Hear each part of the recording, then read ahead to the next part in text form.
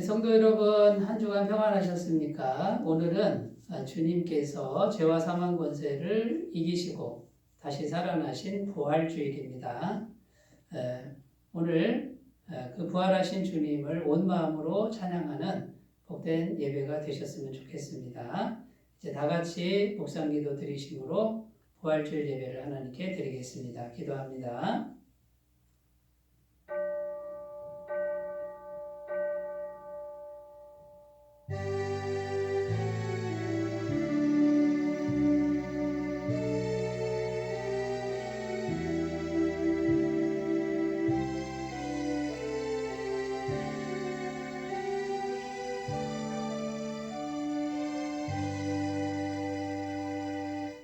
이날 곧 안식 후 첫날 저녁 때 제자들이 유대인들을 두려워하여 모인 곳에 문들을 닫았더니 예수께서 오사 가운데 서서 이르시되 너희에게 평강이 있을지어다.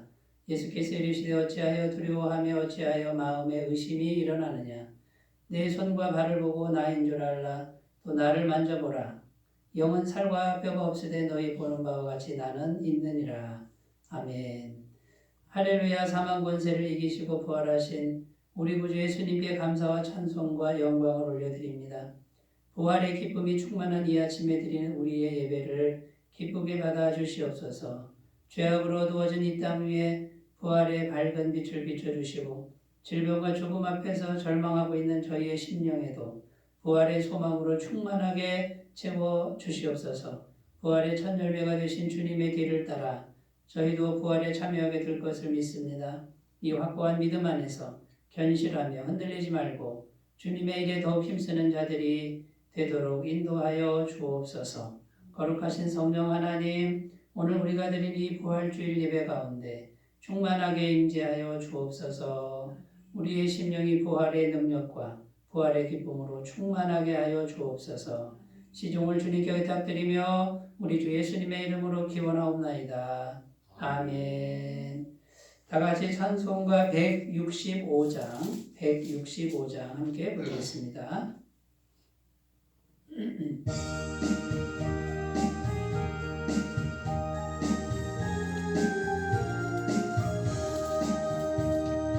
주님께 영광 다시 사신 주 사망 권세 모두 이기시었네. 흰 옷 입은 천사 돌을 옮겼고 누우셨던 곳은 비어 있었네. 주님께 영광 다시 사신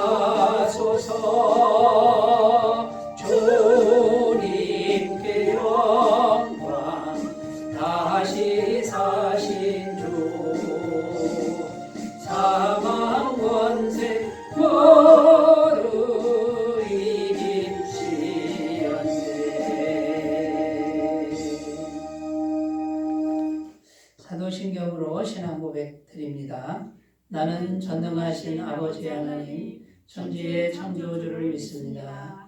나는 그의 유일하신 아들, 우리 주 예수 그리스도를 믿습니다. 그는 성령으로 잉태되어 동정녀 마리아에게서 나시고 본디오 빌라도에게 고난을 받아 십자가에 못 박혀 죽으시고 장사된 지 사흘 만에 죽은 자 가운데서 다시 살아나셨으며 하늘에 오르시어 전능하신 아버지 하나님 우편에 앉아 계시다가 거기로부터 살아있는 자와 죽은 자를 심판하러 오십니다. 나는 성령을 믿으며 거룩한 공교회와 성도의 교제와 죄를 용서받는 것과 몸의 부활과 영생을 믿습니다. 아멘. 네, 오늘 우리에게 주시는 하나님 말씀은 신약성경 로마서 8장 9절에서 11절 말씀입니다. 로마서 8장 9절에서 11절 말씀입니다. 신약성경 249페이지. 로마서 8장 9절에서 11절 말씀을 제가 봉독해 드리겠습니다. 만일 너희 속에 하나님의 영이 거하시면 너희가 육신에 있지 아니하고 영에 있나니 누구든지 그리스도의 영이 없으면 그리스도의 사람이 아니라 또 그리스도께서 너희 안에 계시면 몸은 죄로 말미암아 죽은 것이나 영은 의로 말미암아 살아있는 것이니라.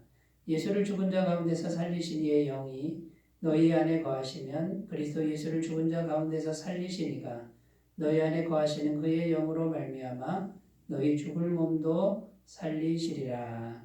아멘. 네, 오늘은 부활주일입니다. 예수님께서 십자가에서 피 흘려 죽으시고 3일 만에 다시 부활하신, 다시 살아나신 참으로 감격스럽고 승리의 날이라고 할 수 있습니다. 자, 부활주일인데 이 부활이라고 하는 것은 어떤 의미가 있을까요? 부활이라는 그 단어의 의미를 먼저 우리가 좀 생각해 보았으면 좋겠습니다. 첫 번째 의미는 뭐냐면 죄를 완전히 해결했다.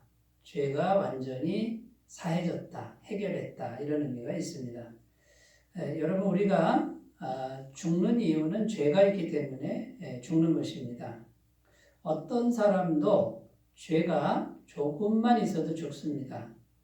한 나라의 왕도 죽고요. 세상에서 가장 돈이 많은 부자도 죽을 수밖에 없습니다. 온 세상의 이치를 다 깨달은 지혜자도 죽습니다. 세상에 성공한 성공자들도 누구도 예외 없이 죽고 만다라는 것입니다. 죄가 조금만 있어도 이 부활은 있을 수가 없습니다. 다시 생명이 다시 와서 살아난다라는 건 절대로 안 되는 것입니다. 그런데 부활했다라는 거예요. 죽었다가 다시 살아났다. 이거는 죄가 완전히 해결됐다. 죄가 없어졌다. 이런 의미가 되는 것이죠. 예수님께서 십자가에서 못 박히셔서 피 흘리신 그 사건은 성경은 이 세상의 모든 죄값, 모든 죄의 값을 지불한 사건이다라고 증거하고 있습니다. 우리들의 모든 죄, 세상의 모든 죄, 그 다음에 과거의 죄, 현재의 죄, 미래의 모든 죄의 죄값을 십자가에서 예수님이 피 흘려 죽으셨을 때 그 죄값을 다 지불한 사건이다. 성경은 이렇게 말하고 있는 것입니다. 예수님의 죄가 아닙니다. 예수님이 십자가에 죽으셨을 때 예수님은 자기 죄 때문에 죽은 것이 아니죠. 예수님은 죄가 하나도 없으신 분이라고 성경은 증언하고 있는 것입니다. 그래서 예수님께서는 죄가 없는 완전한 분인데 세상의 모든 죄를 대신해서 십자가에서 죄값을 대신해서 이제 죽으셨다는 거예요. 그래서 부활하셨다는 건데요. 그러니까 부활의 첫 번째 의미는 죄가 완전히 해결됐다. 조금도 남지 않았다. 이런 의미가 되는 것이죠. 두 번째 의미는 사망 권세를 이기셨다. 이겼다. 부활이라고 하는 건요, 사망 권세를 이겼다는 것인데, 이 사망 권세는 마귀 권세를 말합니다. 이 마귀가 사망 권세를 가졌어요. 다 죽이고, 다 멸망시키고 없어지게 하는 것이죠. 반대로 하나님은 생명이죠. 없던 걸 있게 만들고 계속 있게 만들고 영원히 있게 만들고 영생이시죠. 하나님은. 마귀는 반대로 합니다. 모든 걸 없애버리는 거예요. 이 마귀가 역사하는 자리가 어디냐? 죄가 있는 곳입니다. 죄가 요만큼만 있어도 마귀는 역사를 한다는 거예요. 그리고 죄가 조금만 있어도 어떤 존재든지 딱 잡고 안 놔주는 존재가 마귀라는 것이죠. 그런데 이 사망 권세 잡은 마귀가 예수님을 잡으려고 하는데 잡을 수가 없는 거예요. 왜냐하면 예수님은 죄가 하나도 없으신 분이었기 때문이라고 성경은 말하고 있는 겁니다. 자, 예수님은 한평생 사실 때 죄가 하나도 없었고요. 마음으로도 생각으로도 죄를 진 적이 없다. 죄를 생각하신 적도 없다라고 성경은 증언하고 십자가에 달려 죽으실 때 얼마나 고통스럽습니까? 이유 없이 매를 맞고 뺨을 맞고 침뱉음을 당하는 그 순간에도 예수님은 죄를 짓지 않았다라는 겁니다. 그러니까 예수님께서 십자가에서 죽으셨는데 그 죽음은 예수님의 죽음이 아니라 세상 모든 사람의 죄를 대신해서 죽은 죽음이고, 그런데 이 사망 권세 잡은 마귀가 예수님을 딱 잡으려고 하다 보니까 예수님 죄가 하나도 없네요. 그래서 사망 권세가 예수님을 잡을 수가 없었다는 거예요. 그래서 예수님은 다시 살아나실 수밖에 없었다. 그래서 예수님은 사망 권세를 이기셨다라는 것입니다. 이게 두 번째 의미가 되고요. 세 번째 의미는 부활이라고 하는 것은 영원한 생명이 덮어쓴 것이다. 그 말이에요. 덧입는 것이다. 예, 우리 육체가 영혼육으로 되어 있는데 영혼과 육체가 분리되는 게 부활이 아니다는 거예요. 영혼만이 영원한 것으로 존재하는 것이 부활이 아니고, 부활이라고 하는 건 영원한 생명이 지금 완전히 덮어서 영혼뿐만 아니라 육체까지, 몸도 영원히 사는 것. 그래서 반드시 부활의 몸이 있다라는 것입니다. 그러니까 영혼만 부활하고 영혼만 영원히 사는 것은 성경이 말하는 부활이 아닙니다. 진정한 부활은 영혼뿐만 아니라 육체도 부활을 하는데, 지금 우리 이런 몸이 아니죠. 다른 몸이죠. 그래서 우리가 이제 부활의 세 가지 의미를 살펴보았는데, 자, 이런 의미를 생각해 보면서 우리가 이제 오늘 세 가지를 생각해 보려고 합니다. 첫 번째는 뭐냐면 부활의 몸에 대해서 성경이 뭐라고 말하는지. 영혼만 부활이 아니라고 그랬죠. 그러니까 몸도 부활을 해야 되는데 이 부활체라고 하는 이 영생의 몸이 어떤 몸인지 성경 말씀을 통해서 살펴보고요. 두 번째는 그러면 이 부활을 실제로 가능하게 하시는 분이 누구냐? 성령님이죠. 부활의 영, 하나님의 영, 그리스도의 영이신 성령님, 부활의 영에 대해서 우리가 살펴보고요. 그리고 그 부활의 능력이 실제로 우리에게 지금 오늘 우리에게 임해서 그 부활의 능력이 역사할 수 있다는 거예요. 근데 그 부활의 능력을 우리에게 임하게 해서 역사할 수 있는 통로가 믿음이라는 거죠. 그래서 믿음에 대해서, 그래서 오늘 설교 제목을 부활의 몸과 부활의 영, 그리고 믿음, 그래서 이 세 가지를 우리가 부활절 아침에 살펴보고요.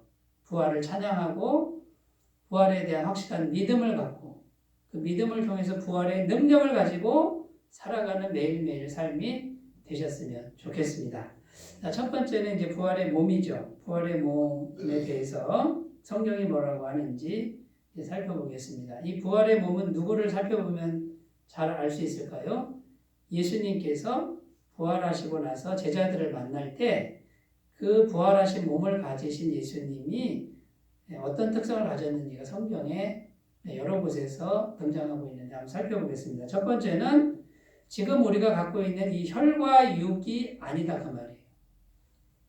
고린도전서 15장 50절 말씀입니다. 형제들아 내가 이것을 말하노니 혈과 육은 하나님 나라를 이어받을 수 없고 또한 썩는 것은 썩지 아니하는 것을 유업으로 받지 못하느니라. 여기 보면 지금 우리가 갖고 있는 이 혈과 육은 하나님 나라에 못 들어간다 이렇게 되어 있고요. 왜 못 들어가느냐? 이 혈과 육은 썩는 몸이다 이렇게 되어 있습니다. 근데 하나님 나라는 썩는 것이 없습니다. 영원한 생명이 계속되는 곳이기 때문에 썩을 것은 썩지 아니하는 것을 유업으로 받을 수가 없다라는 거예요. 그러니까 이 혈과 육이 부활체가 될 수가 없다는 거죠. 자, 두 번째, 이 부활의 몸은요, 하늘에 속한 몸을 덧입은 몸이다라는 거예요. 고린도전서 15장 53절 말씀입니다. 이 썩을 것이 썩지 아니할 것을 입겠고 이 죽을 것이 죽지 아니함을 입으리로다. 자, 이 썩을 것은 지금 우리가 갖고 있는 혈과 육인데, 그런데 이 혈과 육을 벗어나는 게 아니고 이 상태에서 하늘에 있는 썩지 아니할 것이 이렇게 덮어 씌운다 그 말이에요. 덧입는다 이렇게 표현하고 있습니다. 그러니까 하늘에 속한 몸을 덧입는 것이지 지금에서 영혼과 육체가 분리가 되는 게 아니다 그 말이에요. 부활체는. 고린도후서 5장 4절 말씀에도 이렇게 기록합니다. 참으로 이 장막에 있는 우리가 짐진 것 같이 탄식하는 것은 벗고자 함이 아니요 오히려 덧입고자 함이니 죽을 것이 생명에 삼킨 바 되게 하려 함이니라. 여기 보면 이 장막에 있는 우리가 이렇게 되어 있는데 이 장막은 천막이라는 뜻이죠. 천막집. 그러니까 천막이라는 거는 폈다 접었다 하는 일시적인 집을 말하는 거잖아요. 근데 이 장막집이 뭘 의미하냐면 우리 지금 갖고 있는 육체예요. 이건 장막집이다라는 거예요. 이거는 일시적인 몸이고 이 장막집을 갖고 있는 우리가 지금 고통받고 있잖아요. 지금 막 아프기도 하고 배고프기도 하고 이런 탄식하고 있는데 이걸 벗어버리려고 하는 게 아니라 하늘의 몸으로 덧입고자 한다. 그러니까 여러분 부활의 몸은 이렇게 하늘에서 하늘이 주시는 몸으로 씌워지는 겁니다. 덧입이라는 거죠. 그래서 죽을 것이 생명의 삼키가 되게 하려 함이라. 이게 벗어나는 게 아니라 생명으로 완전한 생명으로 덮어 씌워진다라는 뜻이라는 겁니다. 그러니까 부활의 몸은 우리가 만들어낼 수 있는 게 아닙니다. 어떻게 오는 거죠? 하늘에서 내려와서 하늘의 것을 덧입는 거예요. 그러니까 하늘의 것을 받아야 되는 거죠. 많은 분들이 자꾸 영혼과 육체를 가진 지금 상태에서 영혼이 육체가 분리돼서 하나님께로 가는 게 부활이라고 생각하시는 분들이 굉장히 많습니다. 그래서 진정한 부활은 그게 아닙니다. 그건 부활이 아닙니다. 부활의 몸을 입어야 됩니다. 자, 세 번째 부활의 몸의 특징은 무엇이냐면요. 순간 이동이 가능한 몸이다라는 거예요. 요한복음 20장 19절 말씀입니다. 이날 곧 안식 후 첫날 저녁 때에 제자들이 유대인들을 두려워하여 모인 곳에 문들을 닫았더니 예수께서 오사 가운데 서서 이르시되 너희에게 평강이 있을지어다. 자, 그러면 이제 보세요. 제자들이요 문을 다 닫았다는 거예요. 오늘 말씀에 모인 곳의 문들을 두려워해서 다 닫았다 그래요. 근데 성경이 뭐라고 그러냐면 예수께서 오사 이렇게 돼 있어요. 문 열고 들어왔다라고 표현된 게 아니라 갑자기 예수님이 오셨다 이렇게 돼 있어요. 그러면 여러분 부활의 몸을 가지신 예수님은 어떻게 오신 걸까요? 순간 이동이 가능하고요. 그 다음에요. 우리가 지금 갖고 있는 현실의 벽, 그 벽도 뚫고 들어올 수 있는 신비한 몸이라는 거죠.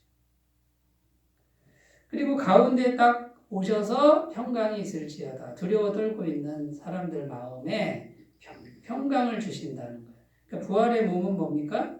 부활의 몸은 지극한 평강의 몸이다. 이렇게 성경은 증언하고 있습니다. 자, 부활의 몸에 대해서 네 번째 하나님 말씀은 만질 수도 있다. 세 번째는 뭐였죠? 순간 이동도 가능하지만 뚫고 그냥 지나가지만 우리가 지금 우리 혈과 육을 가진 사람이 만질 수 있다라는 정보를 줍니다. 요한복음 20장 27절입니다. 도마에게 이르시되 내 손가락을 이리 내밀어 내 손을 보고 내 손을 내밀어 내 옆구리에 넣어 보라. 그리하여 믿음 없는 자가 되지 말고 믿는 자가 되라. 여기 보면 손가락을 이리 내밀어서 어떻게 하라고요? 예수님 못 자국 난 손을 이렇게 만져보고 옆구리 창 찔린 걸 이렇게 넣어봐라 이렇게. 근데 실제로 감각이 됐다는 거예요. 이렇게 만질 수 있다라는 거예요. 참 신비하죠. 만질 수도 있으나 또 순간이동도 가능한 몸.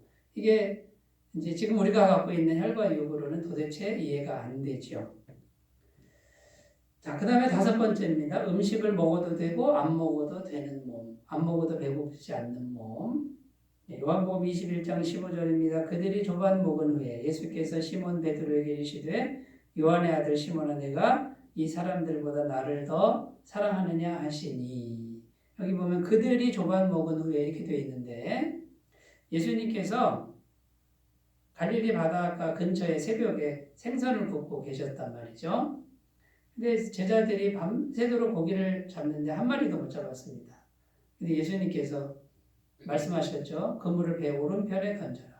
오른편에 던졌더니 세상에 그물이 찢어지진 않았는데 찢어질 정도로 153마리나 잡혔다라고 증언합니다. 그런데 어떤 제자가 주님이시다고 이렇게 소리를 치니까 베드로가 헤엄쳐가지고 나왔잖아요. 그런데 제자들이 다 모였는데 예수님이 생선을 구워 주셨습니다. 일단 배가 고프니까 먹을 걸 먹이잖아요. 근데 이제 그들이 조반 먹으니 할 때 예수님도 아마 같이 드셨다라고 해석을 하는 겁니다. 그러니까 부활의 몸은 뭐죠? 생선을 먹을 수도 있는 몸. 그런데 여러분 안 먹어도 영원히 사는 몸, 배고프지 않는 몸. 그런 신비한 몸이라는 것을 성경은 증언해주고 있는 것입니다. 그러니까 여러분, 우리가 부활의 몸에 대해서 이렇게 이제 우리가 성경을 통해서 살펴보았는데 이 부활의 몸이 얼마나 신비한 몸입니까? 지금 우리가 갖고 있는 이 혈과 육을 가진 이 몸을 자꾸만 생각하시면 안 된다는 거예요. 그러니까 이거는 우리가 장막집이에요. 천막집처럼 100년 안에 이제 천막을 걷어서 하나님 나라로 가야 되는 그런 몸이라는 거예요. 그러면 여러분 우리의 소망을 어디에 두어야 될까요? 지금 혈과 육을 가진 이 몸에 두어야 될까요? 아니면 주님이 입으신 그 부활의 몸에 대한 소망을 가져야 될까요? 여러분 그 부활의 몸을 우리가 계속 바라보셨으면 좋겠습니다. 믿음으로 바라보고 그 부활의 몸을 이제 예수 그리스도를 통해서 우리가 예수님 믿으니까 예수님을 통해서 우리에게 덧입혀진다라는 거예요. 예수님이 부활하신 것처럼 우리도 그 몸을 입고 부활한다라는 거죠. 이 진리를 꼭 믿으셨으면 좋겠습니다. 자, 우리가 한 번은 이 땅에 살다가 반드시 죽습니다. 왜냐하면 우리 안에 죄라는 것이 우리 안에 조금이라도 조금만 있는 게 아니죠. 가득가득 우리 속에 죄가 있잖아요. 죄가 있는데 주님이 함께 하시는 것뿐이지 죄가 있단 말이에요. 그러니까 우리는 반드시 죽습니다. 자, 이 부활의 몸에 대한 소망이 없는 사람은 어떻게 반응할까요? 굉장히 슬퍼하고 굉장히 절망할 것입니다. 그런데 부활의 몸, 영원한 몸에 대한 소망이 확실한 사람은 어떻게 반응할까요? 이것은 잠시 있다가 없어지는 몸이다.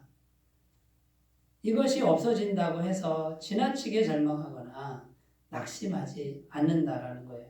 그리고 죽음의 공포가 우리에게 왔을 때 그것을 능히 감당하고 능히 이겨낼 수 있는 소망을, 그 믿음을 갖게 될 줄로 믿습니다. 날마다 부활의 몸을 바라보시고 이 땅에서 잠깐 살든 100년을 살든 여러분 이제 거기에 지나치게 마음을 두지 말고 물론 육체로 살아있는 동안에 열심히 살아야 되겠지만 부활의 몸을 바라보시면서 믿음을 새롭게 하시는 귀한 날이 되셨으면 좋겠습니다. 자, 부활의 몸에 대해서 살펴보았고요. 이제 두 번째 부활의 영에 대해서 우리가 또 살펴보도록 하겠습니다. 부활의 영은 성령님을 쉽게 말하면 성령님을 의미하는 겁니다. 자, 이 부활의 영에 대해서 성경이 뭐라고 말하냐면 죽을 몸을 살리시는 영이다. 죽은 몸을 살리시는 영이다. 오늘 우리가 읽은 로마서 8장 11절 말씀입니다. 예수를 죽은 자 가운데서 살리신 이의 영이 너희 안에 거하시는 그리스도 예수를 죽은 자 가운데서 살리신 이가, 다시 읽겠습니다. 예수를 죽은 자 가운데서 살리신 이의 영이 너희 안에 거하시면 그리스도 예수를 죽은 자 가운데서 살리신 이가 너희 안에 거하시는 그의 영으로 말미암아 너희 죽을 몸도 살리시리라. 그러니까 예수님을 죽은 자 가운데서 살리신 이가 있습니다. 자, 죽은 자를 살리신 이 하나님이죠. 그 하나님의 영이 살렸다 이렇게 되어 있고요.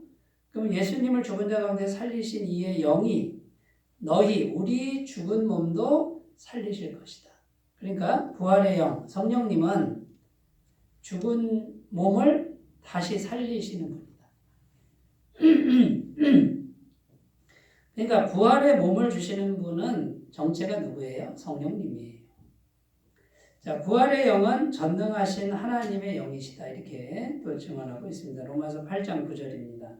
만일 너희 속에 하나님의 영이 거하시면 너희가 육신에 있지 아니하고 영에 있나니 누구든지 그리스도의 영이 없으면 그리스도의 사람이 아니라 이렇게 9절에 기록하죠. 자, 여기 보면 하나님의 영이라는 말도 나오고 그리스도의 영이라는 말도 나와요. 그럼 하나님의 영, 그리스도의 영은 같은 분이에요. 그분이 바로 성령님이에요. 네, 우리는 삼위일체 하나님을 믿습니다. 성부, 성자, 성령 세 분이면서 한 분이신 동등하신 분이에요. 능력도 동등하고 영광도 동등한 성부, 성자, 성령 하나님. 그 성령 하나님이 그러면 어떤 분이에요? 전능하신 하나님이시다 그 말이에요. 여러분 지금 우리 안에 예수님 믿는 사람은 뭡니까? 성령님이 와 계시잖아요. 우리 안에 계신 성령님이 전능하신 하나님이라고 성경은 계속 증언하고 있다라는 겁니다. 그러니까 그 성령님이 하나님의 영이시고 그리스도의 영인데 이 성령님이 부활의 영이다라고 지금 증언하고 있습니다. 자, 세 번째 부활의 영은 창조의 영입니다. 창조라는 것은 무에서 유를 만드시는 분이라는 거죠. 창세기 1장 1절에서 2절 말씀. 태초에 하나님이 천지를 창조하시니라. 땅이 혼돈하고 공허하며 흑암이 깊음 위에 있고 하나님의 영은 수면 위에 운행하시니라. 창세기 1장 1절에서 2절인데 하나님이 온천지를 창조하셨을 때 하나님의 영, 성령께서 수면 위에 운행하셨다 그럽니다. 성령이 운행하시면서 이제 창조의 역사가 일어나는 거예요. 없던 것이 생기고 무질서가 질서가 되고 어둠에 빛이 비치고 그 다음에 혼란스럽던 게 조화가 되는데 성령님이 운행하시니까 그게 됐다 그 말이에요. 그 성령님은 창조의 영입니다. 모든 것에 생명을 불어넣어서 존재케 하는 영입니다. 그러니까 죽은 자도 살리시는 거죠. 시편 104편 30절에도 주의 영을 보내어 그들을 창조하사 지면을 새롭게 하시나이다. 이렇게 증언합니다. 자, 창조에서 지면에 만물이 있게 하는 분이 누구라고요? 주의 영을 보내어 이렇게 돼 있어요. 성령께서 하신다라는 겁니다. 자, 그럼 여러분 우리 안에 지금 성령님이 계셔요. 성령님이 계시면 이분이 얼마나 대단한 분이라는 거예요. 여러분 성령님을 모시고 살면서도 내 안에 전능하신 하나님, 그 다음에 창조의 영이시고 죽은 몸도 살리시는 분이 내 안에 계신다라고 얼마나 깊게 생각해 보셨습니까? 늘 연약하고 부족한 자기 자신만 보고 있지는 않습니까? 예, 물론 사실입니다. 우리 자신을 보면 연약하고 부족하죠. 그것만 보시는 분은 부활의 영이신 성령님의 놀라운 능력을 경험하기가 어렵다는 거예요. 이제는 우리가 해야 될 일이 뭡니까? 우리 안에 계신 성령님이 부활의 영이시다. 죽음을 이기시는 영이시다. 영원한 생명을 주시는 분이다. 모든 것에 생명을 부여하시는 분이 내 안에 계신다. 이분에게 집중하고 이분을 찬양하고 이분과 교제하고 이분께 기도하는 삶을 사시기를 바라겠습니다. 자, 그 성령님이 우리 안에서 하시는 일이 있는데 하나님의 모든 걸 공급받게 하신다라고 성경은 말합니다. 요한복음 14장 17절입니다. 그는 진리의 영이라 세상은 능히 그를 받지 못하나니 이는 그를 보지도 못하고 알지도 못함이라. 그러나 너희는 그를 아나니 그는 너희와 함께 거하시며 또 너희 속에 계시겠음이라. 자, 세상은 성령님을 받지 못합니다. 그런데 그 성령님은 우리와 함께 거하시고 그 다음에요. 우리 속에 계시겠다. 영원히 계시겠다. 이렇게 말을 하고 있는 거죠. 창세기 2장 7절 8절에 보세요. 하나님의 영이 우리 속에 계시면 어떤 일이 일어나냐면 에덴 동산을 주신다고 돼 있어요. 여호와 하나님이 땅의 흙으로 사람을 지으시고 생기를 그 코에 불어넣으시니 사람이 생명이 되니라. 여호와 하나님이 동방에 에덴의 동산을 창설하시고 그 지으신 사람을 거기 두시니라. 자, 아담이라고 하는 최초의 사람이 에덴 동산이라는 곳에 두셨는데 조건이 뭡니까? 아담 안에 뭘 불어넣으셨어요?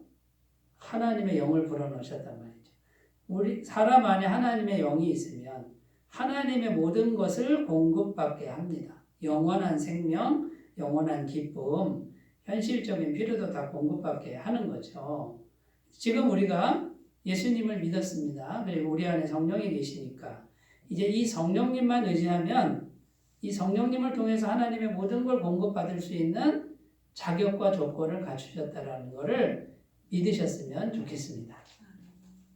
자, 부활의 영이신 성령님에 대해서 이제 살펴보았습니다. 자, 여러분, 아까도 말씀드렸지만 우리 안에 계신 성령님 없는 분이 아니에요. 없는 것 같지만 계시단 말이죠. 그분이 전능하신 분이에요. 창조의 영이시에요. 모든 걸 공급받게 하시는 영이시라는 거. 여러분, 여기에 집중하시고 성령님과 더욱 친밀하게 교제하시는 복된 나날들 되시기 바라겠습니다. 자, 그 다음에요. 마지막 세 번째 믿음에 대해서 이제 살펴보겠습니다. 이 믿음이 중요합니다. 믿음으로 은혜 받는 거예요. 우리는 믿음으로 다 받는 거예요. 행위로는 안 되는 거예요. 행위로 해서는요, 아무도 하나님 앞에 설 자가 없어요. 그러나 우리는 여전히 죄인이지만 믿음으로 성령을 받고 믿음으로 예수님 모시고 믿음으로 부활도 받는 거예요. 그래서 믿음에 대해서 우리가 살펴보려고 그럽니다. 첫 번째는 믿음의 의미 첫 번째는 받아들인다. 그냥 받아들인다 그 말이에요. 내가 무슨 자격이 있고 조건이 있고 무슨 행위를 하고 이건 하나도 생각지 말고 바깥에 있는 걸 그냥 받아들이는데 누굴 받아들이는 거예요? 완전하신 예수님을 그냥 받아들인 그냥. 요한복음 1장 12절입니다. 영접하는 자 곧 그 이름을 믿는 자들에게는 하나님의 자녀가 되는 권세를 주셨으니. 여기 보면 예수님을 어떻게 하라고요? 영접. 그냥 예수님을 받아들이면 하나님 자녀가 된대요. 하나님 자녀는 누가 책임져요? 하나님이 책임져요. 하나님 자녀에게 누가 공급하세요? 하나님이 공급하세요. 자, 공급할 때 어떻게 해요? 공급할 때. 내가 뭔가를 해서 공급받는 게 아니고 아무것도 한 게 없어도 그냥 받아들이는 거예요. 믿음으로. 믿음에 대해서 깊이 고민하셨으면 좋겠습니다. 에베소서 3장 17절 믿음으로 말미암아 그리스도께서 너희 마음에 계시게 하옵시고. 자, 믿음으로 어떻게 해요? 예수님을 받아들이는 거예요. 모시면 예수님이 계신다 그 말이에요. 내가 한 것도 없는데요. 예, 한 거 없어도 된다니까요. 잘한 게 없는데요. 잘한 거 없어도 된다니까요. 그냥 받아만 드리면 돼요. 그럼 예수님이 들어오셔서 계신다는 거예요. 여러분 이 진리를 꼭 믿으셨으면 좋겠습니다. 자, 두 번째 믿음의 의미는 뭐냐면 신뢰한다라는 거예요. 신뢰한다. 자, 우리가 누군가를 신뢰합니다. 남편은 아내를 신뢰하고 아내는 남편을 신뢰하고 자식은 부모를 신뢰하고 부모는 자식을 신뢰하는데 얼마나 신뢰하십니까? 요즘에 헤어지는 아내와 남편이 너무 많습니다. 예? 결혼할 때 서약하잖아요. 맹세까지 했는데 그리고 사랑할 때 마음 얻기 위해서 간이고 쓸개고 전 재산이고 다 빼줄 것 같은 사람이 몇 년 안 가서 헤어지잖아요. 과연 인간이 신뢰할 만한 그런 대상입니까? 절대로 그렇지 않다는 거예요. 그런데 이 믿음은 누구를 신뢰하는 거냐면 주님을 신뢰하는 거예요. 주님을.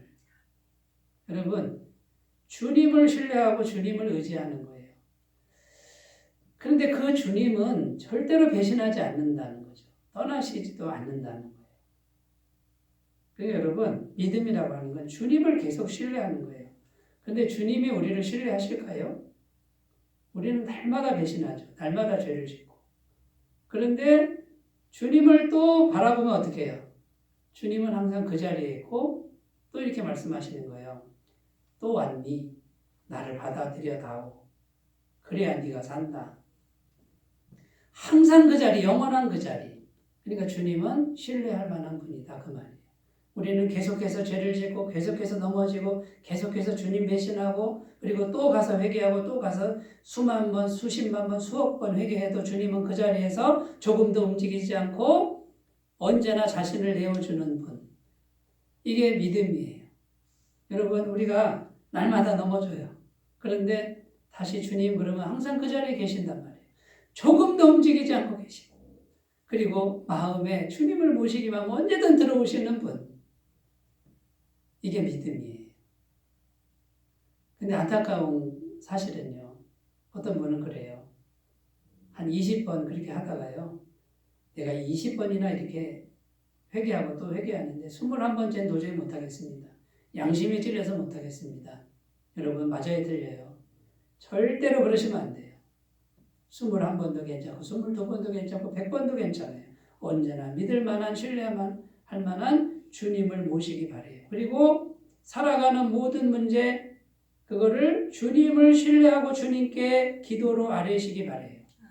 주님이 해결해 주십니다. 해결해 주실 때까지 신뢰하고 기도하셔야 돼요. 갈라디아서 2장 16절입니다. 사람이 의롭게 되는 것은 율법의 행위로 말미암음이 아니요 오직 예수 그리스도를 믿음으로 말미암는 줄 알므로 우리도 그리스도 예수를 믿나니 이는 우리가 율법의 행위로서가 아니고 그리스도를 믿음으로 의롭다함을 얻으려 함이라. 율법의 행위로서는 의롭다함을 얻을 육체가 없느니라.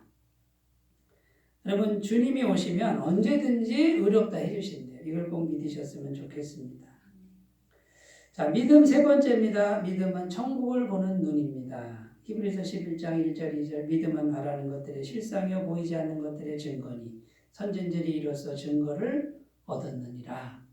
믿음이 있으니까 천국이 보인다 그 말이에요. 보이지 않는 것을 보는 눈이 믿음입니다. 믿음의 네 번째 의미는 꿈을 만들고 성취하는 통로라는 겁니다.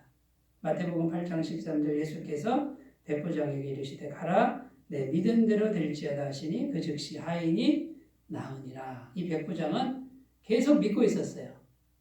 말씀만으로 충분하다고 계속 믿고 있었어요. 그러니까 예수님이 너 믿은 대로 될지어다. 그러니까 여러분 우리가 계속 믿고 있는 그대로 되는 겁니다. 희망적이고 긍정적인 걸 믿으시기 바라겠습니다. 부정적이고 현실적인 거에 매이지 마시고 꿈을 꾸시는 믿음을 가지셨으면 좋겠습니다. 여러분 왜 믿음 얘기를 하는 걸까요? 부활의 능력이 믿음을 통해서 그대로 들어옵니다. 부활의 능력, 죽음을 이기는 능력, 마귀 권세 이기는 능력이 계속해서 받아들이기만 하면 신뢰하기만 하면 얼마든지 우리 것이 된다. 그것을 믿고 지속적으로 기도하시는 삶을 사시기 바라겠습니다. 기도합니다. 하나님 아버지 부활주일 아침에 부활의 몸과 부활의 영 그리고 믿음에 대해서 생각해 보았습니다. 믿음을 통해서 부활의 능력으로 살아가는 우리 모두가 되게 하여 주옵소서. 예수님의 이름으로 기도드립니다. 아멘. 찬송가 171장 부르겠습니다.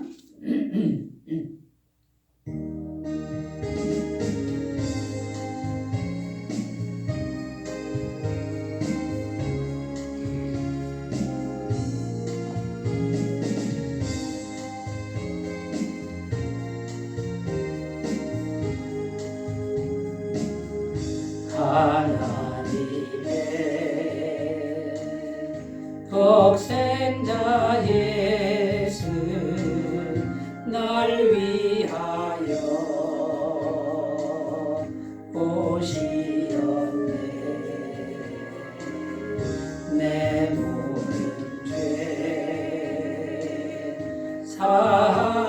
지려고 십자가 지셨으나 다시 사셨네. 살아계신 주 나의 참된 소망 두려움이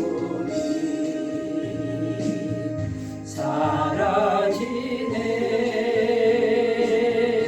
사랑의 주내 갈 길인 또하니 내 모든 삶의 기쁨 늘 충만하네.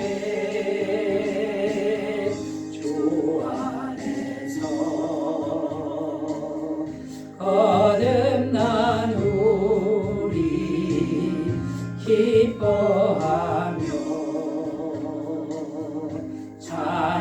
찬양하리. 가슴 속에 넘치는 확신 우리의 가는 길에 소망 넘치네. 살아계신 주 나의 참된 소망 두려움이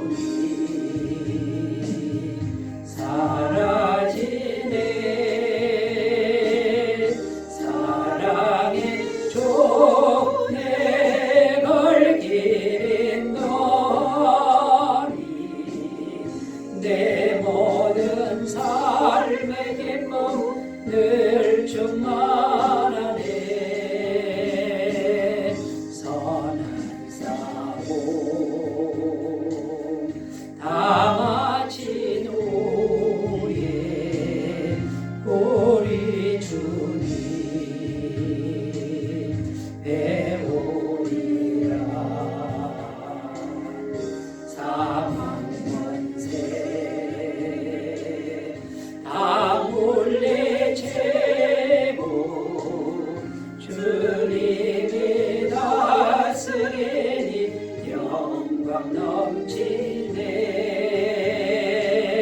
살아계신 주 나의 참된 소망 두려움이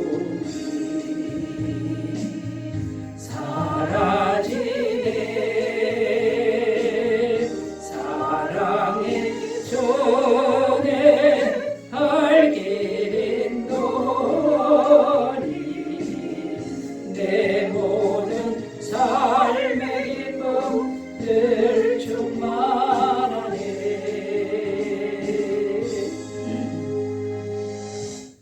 날마다 부활의 능력으로 사시고 부활의 주님을 힘차게 전하시는 삶이 되시기 바라겠습니다. 이제 찬송가 160장 부르고 축도로 예배를 마치겠습니다.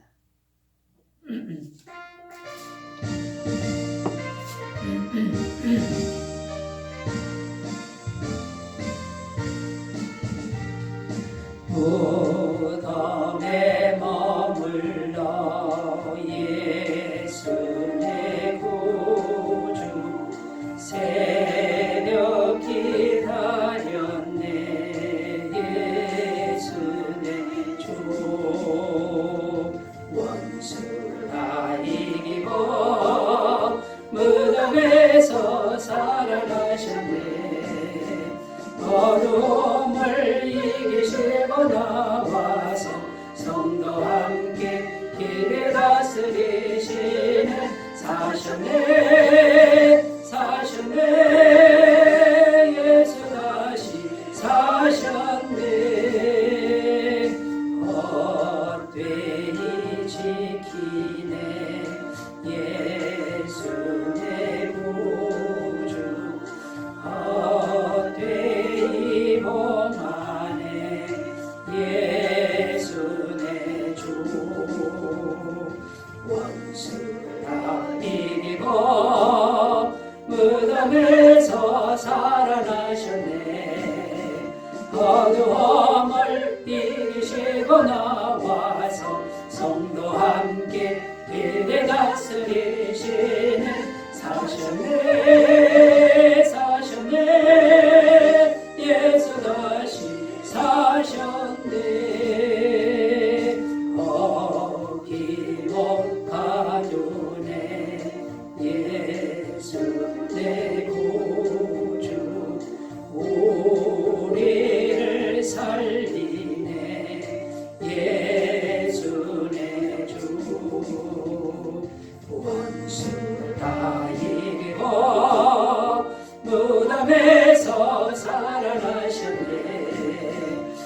어두움을 이기시고 나와서 성도 함께 길에 다스리시네.